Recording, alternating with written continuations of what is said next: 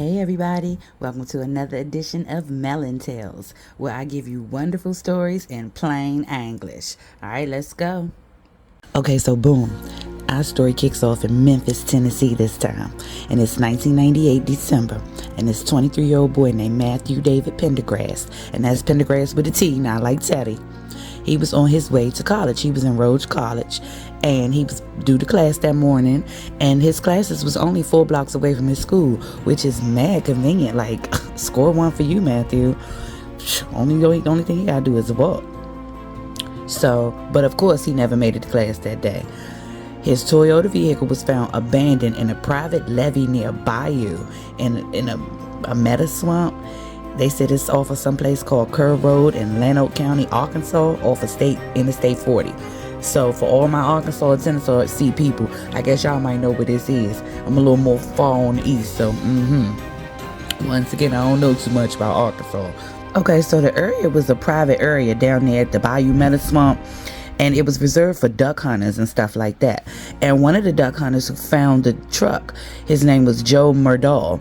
He told the boy's mother, Mary Ellen, that's Matthew's mom, that him and a friend had came through there about 10 o'clock in the morning. They didn't see his truck the first time, but as they came through about 2 o'clock, the truck was right there.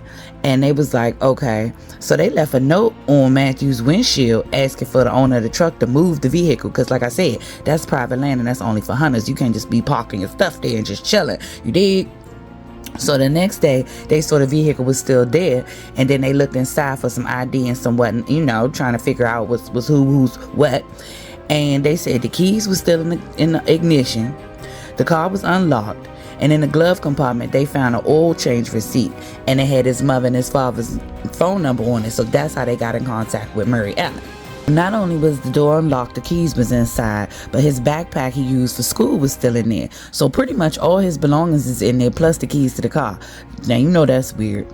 And they said when they searched the area around the car the next day, his wallet was found, driver's license, credit cards, plus it was like $46 in the joint.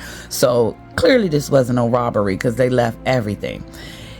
All that stuff was found inside his jeans pocket. They found his clothes approximately 100 yards from the vehicle in a real thick wooded area. And they said they were folded up real nice and neat and just set in a nice little pile. Just 100 yards away from the truck where it was found. So what's weird is because this levee in the bayou is way off course from where he was going. Like I said, his class was 4 blocks from his apartment. He literally drove 125 miles off the road, off the main highway, then turned off the highway on a private dirt road to get to this levee in this swamp. He took everything off, his shoes, his clothes, and like I said, just folded them in a pile and then just literally stepped off. Also, as far as his clothes went, they say his jeans was wet from the knee down, but his t-shirt was completely bone dry. Now, there wasn't no water around in this little area where he dropped all his little stuff at. It was like just real thick woods. And they said they ain't find no coat. Mind you, it's the middle of December. Now, I do know in Tennessee that it gets cold, okay? So, where's your coat? So, you took off all your clothes, but kept your coat on? I don't know about that one. So, on the morning of December 1st, between 7:30 and 8 o'clock, he was about to go to school down the street and whatnot. His landlord said he heard him moving around in the morning before he left. And the previous evening, he was in a play at his school. So, he was just like, everything was just pretty much normal. And he got back to his apartment after the play. He called one of his homies back in Atlanta. And yeah, because he was from the ATL. He was going to school in Memphis, but he was from the ATL. So he called one of his friends back in the ATL and was just asking him, like, what should I write about? Because he had a paper to write and whatnot. So the friend, his name was Geo Presley Brooks. He said the dude was like real upbeat, real happy. I guess he was just happy because he had just, done his thing on the stage or whatnot at the little play or whatever. And then he said the following morning, he got a text from homeboy saying, everything's alright, no problem, I'll talk to you later. Which is strange because homeboy said he never texted him anything first. That sounds to me like a reply to something instead of an initial text. Like, Of course, I ain't the only one that thought this was a little sus. You see what I'm saying? Because people was like, what does this mean? What's that supposed to mean? Was he telling us he was about to do something to himself, or is something happening to him? Like, what is happening? But they just went with, oh, I guess he was just thinking about his paper and wanted to express it to his friend who he had talked to last night. I guess all this was on his mind, so he was letting his friend know everything was cool. How you got to that conclusion, I don't know, because that's weird. I'm sorry, that's just weird. So Mathew was 5'6", but he was athletic. He played on a soccer team at the college, and he had wrestled for a little bit in a private school he attended down in the ATL. He liked to play tennis, and he ran track and cross country. This man was all-American. Like, who is he, Bo Jackson? So anyway, they said he was sociable. He was well-liked. It wasn't like he was like an introvert or nothing like that. They said in the college, he joined the Kappa Sigma fraternity, and he enjoyed playing Dungeons and Dragons. And for all y'all don't know, that's an online game that started all the online game.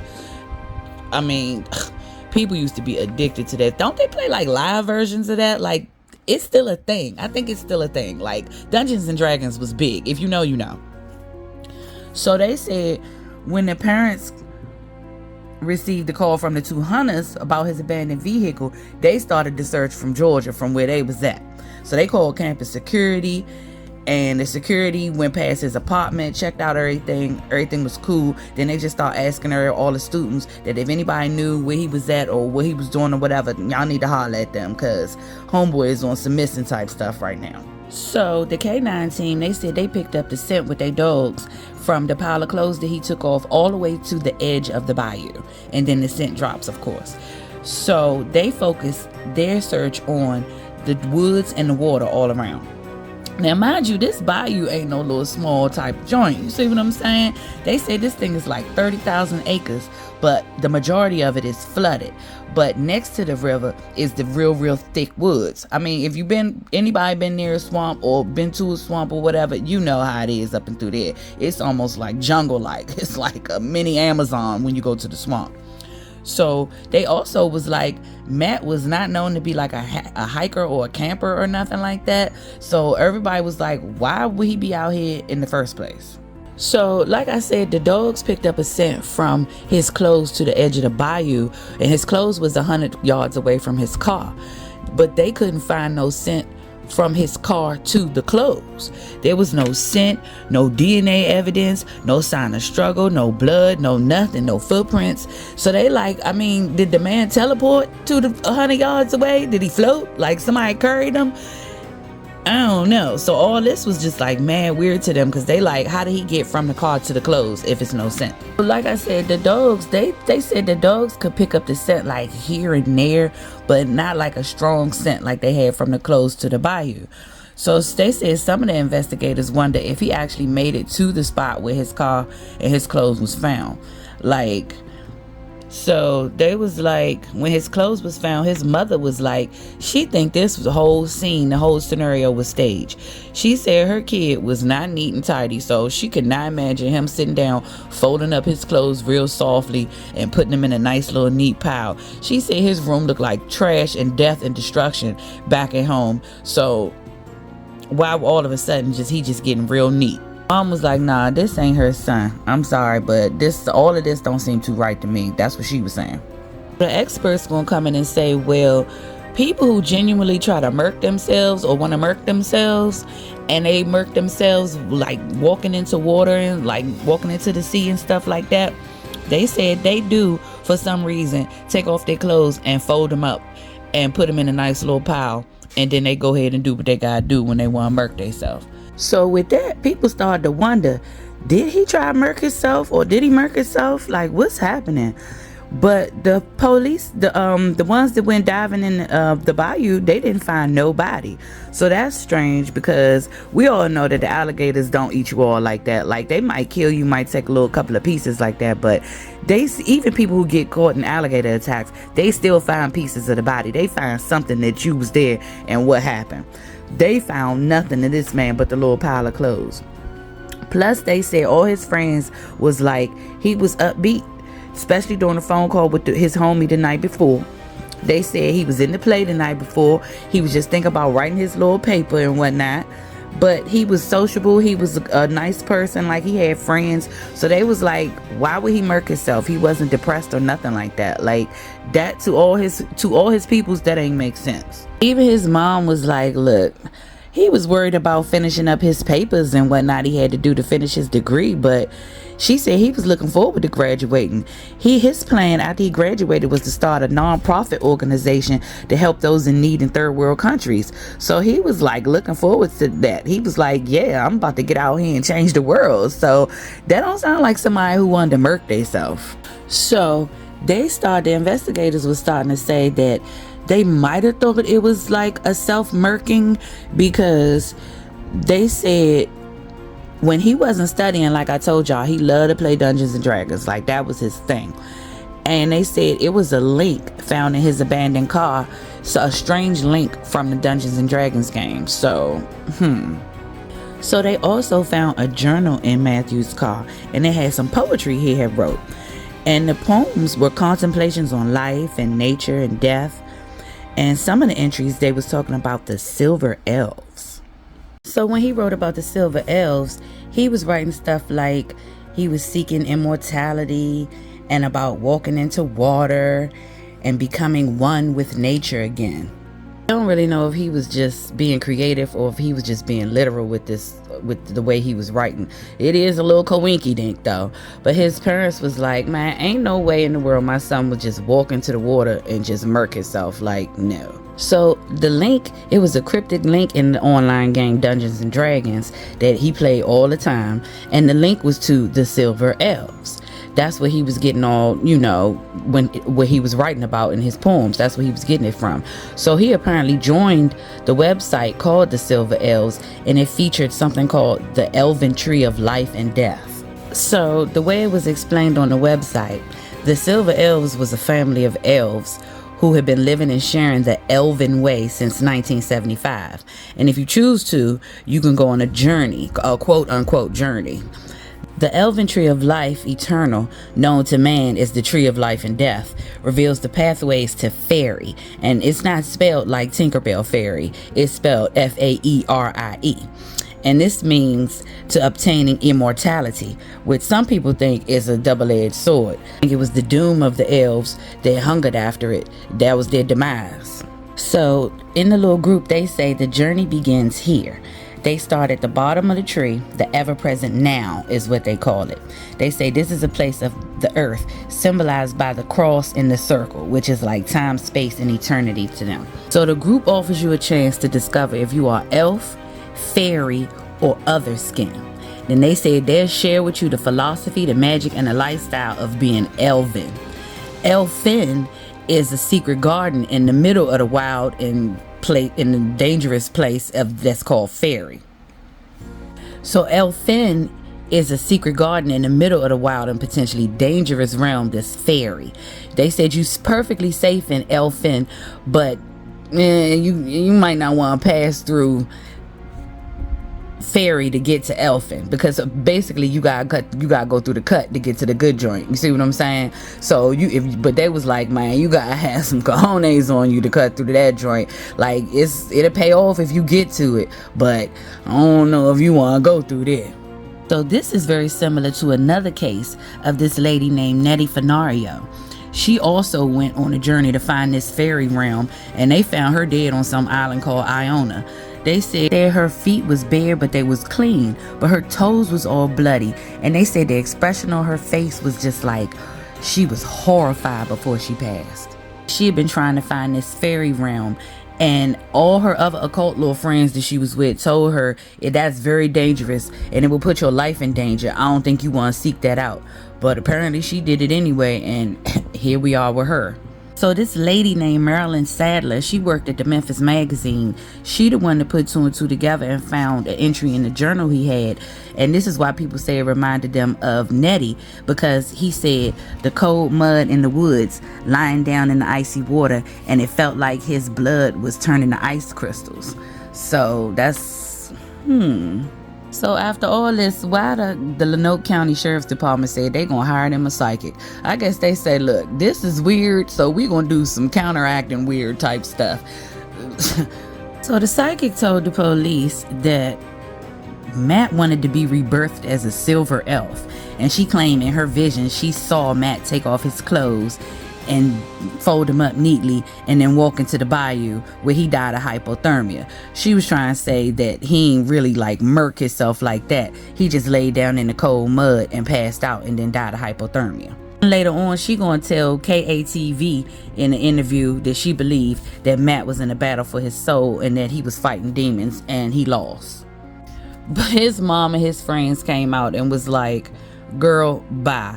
They was like, ain't no way, you sound real crazy right now. Ain't no way that he just gonna walk into some icy cold water or some icy cold mud, lay down and just be like, all right, deuces. Like, they was like, girl, go somewhere, try and get your little 5 minutes of fame. Because it's funny how she said the little demons and soul fighting part when she was talking to the TV cameras. So it's like, girl, bye, stop, okay?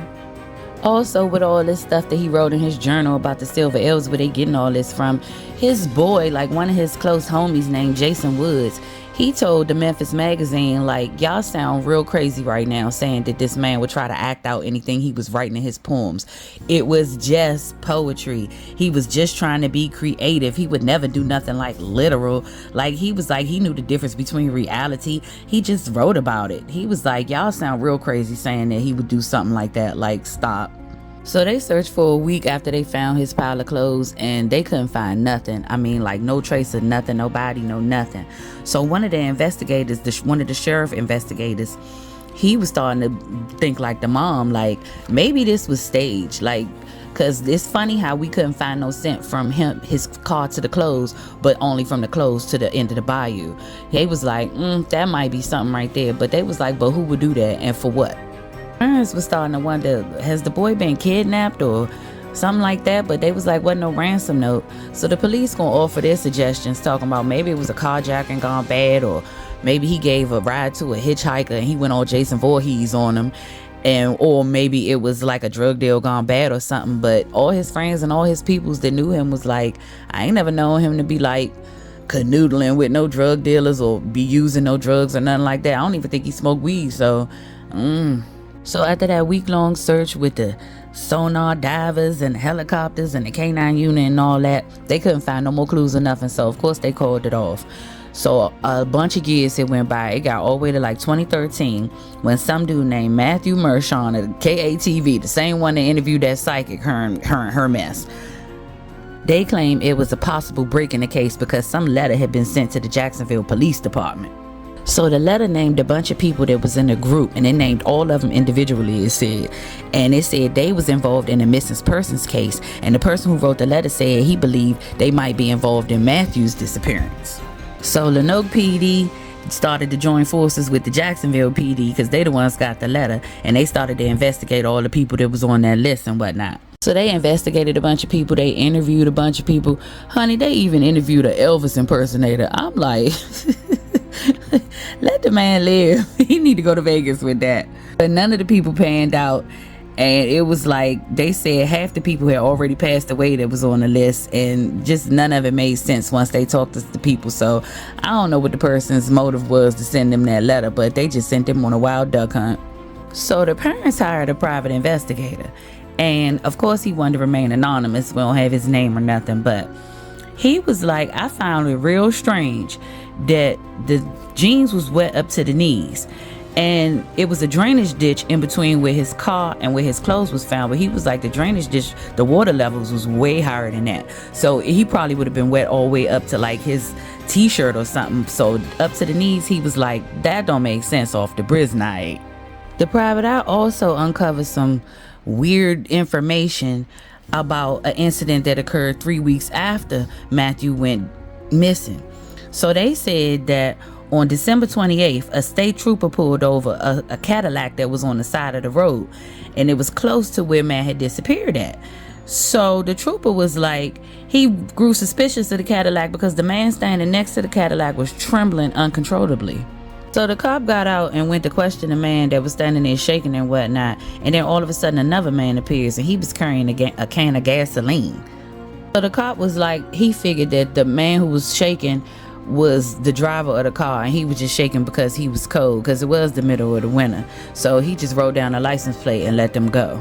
So the PI also found out that after that little incident, later that same day, the Cadillac returned to the same area. The driver broke into some lady's house on the same road, and they said it was to use her phone. Lady gonna come in the door with her little groceries in her hand and whatnot, and she, of course, she flipped out when she seen this man standing there just on her phone. So the man gonna say real calm to the person on the phone, well, I gotta go, the lady at the house just came in. Like he knew her or something.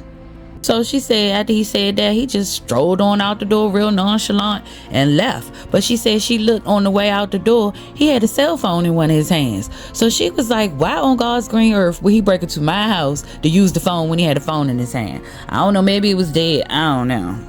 Once the lady was sure that the man was gone, she ran to her phone and pressed redial to see what the number was he called.